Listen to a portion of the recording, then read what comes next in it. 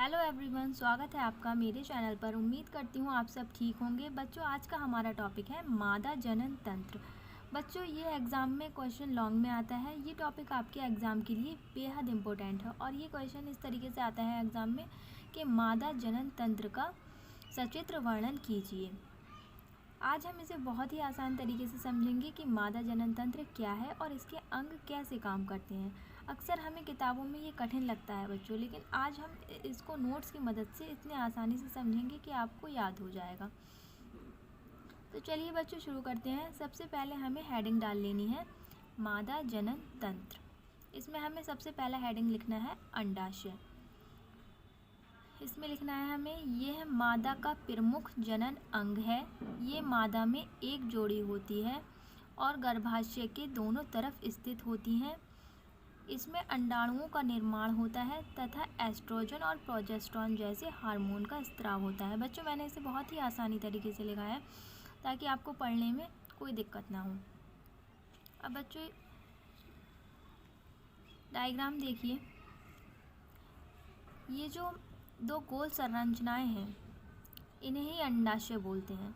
ये एक जोड़ी होती हैं, मतलब दो होती हैं, एक इस साइड और एक इस साइड। ठीक है। इसमें क्या होता है बच्चों, अंडाणुओं का निर्माण होता है और ये क्या, इनका काम है ये अंडाणुओं का निर्माण करना। और एस्ट्रोजन और प्रोजेस्टेरोन जैसे खास हार्मोन को रिलीज़ करती हैं, जो बच्चों क्या करते हैं, ये जो महिलाएं होती हैं उनमें उनके शरीर में होने वाले बदलाव के लिए जिम्मेदार होती हैं एस्ट्रोजन और प्रोजेस्टेरोन। और ये एग्ज़ाम में क्वेश्चन भी एक नंबर में पूछा जा सकता है कि मादा जनन तंत्र, वो मादा में कौन से दो हार्मोन्स रिलीज़ होते हैं, तो आपको लिख देना है एस्ट्रोजन और प्रोजेस्टेरोन। अब बच्चों, हम बात करते हैं दूसरे हेडिंग की, अंडवाहिनियाँ। ये दो पतली नलियाँ होती हैं जिन्हें अंडवाहिनी या फैलोपियन नलिका कहते हैं। अंडाशय से अंडाणु निकलकर इसी अंडवाहिनी में आते हैं। अंडवाहिनी में ही निषेचन की प्रक्रिया होती है। अब इन नलियों को देखिए बच्चों आप।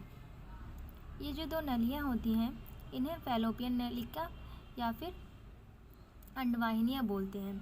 इनमें क्या होता है बच्चों, जब अंडाशय से जब अंडाणु निकलता है तब वह इन्हीं नलियों में आकर सफ़र करता है। अगर बच्चों आपसे पूछा जाए कि निषेचन कहाँ होता है, तो याद रखिए वह इसी फैलोपियन नलिका में होता है। यहीं पर अंडाणु और शुक्राणु का मिलन होता है या फिर अंडाणु और शुक्राणु मिलते हैं और यहीं पे क्या होता है बच्चों, निषेचन होता है इन्हीं फैलोपियन नलिकाओं में। बच्चों, अब हम बात करेंगे इसके तीसरे पॉइंट की, जिसे बोलते हैं हम गर्भाशय या इंग्लिश में बोलते हैं यूटेरस।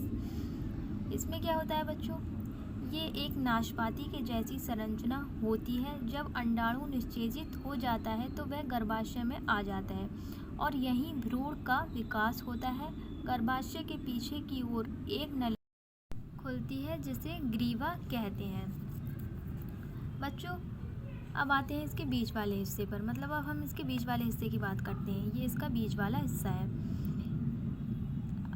इसमें क्या होता है बच्चों, इसकी बनावट को ध्यान से देखिए। ये एक उल्टी रखी हुई नाशपाती के जैसी दिखती है। जब अंडाणु निषेचित होता है, मतलब फैलोपियन ट्यूब जो होती है, इसमें अंडाणु जो होता है वो निषेचित होता है और क्या होता है यहाँ से अंडाणु गर्भाशय में आ जाता है। अब गर्भाशय में क्या होता है, जब अगले 9 महीने तक जो भ्रूण होता है, विकास उसका इसी गर्भाशय में होता है और इसकी जो मांसपेशियाँ होती हैं बच्चों, वो बहुत मजबूत होती हैं, जो बच्चे को सुरक्षा प्रदान करती हैं। इसके नीचे एक नली खुलती है जिसे हम क्या बोलते हैं, ग्रीवा।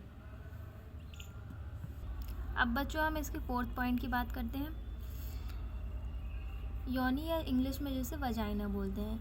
ये एक नली जैसी संरचना है जो गर्भाशय के निचले हिस्से से शुरू होकर बाहर की ओर खुलती है। यह शुक्राणु को ग्रहण करके उसे गर्भाशय तक पहुंचाता है। बच्चों, गर्भाशय के ठीक नीचे होती है योनि या फिर वजाइना जिसे बोलते हैं हम।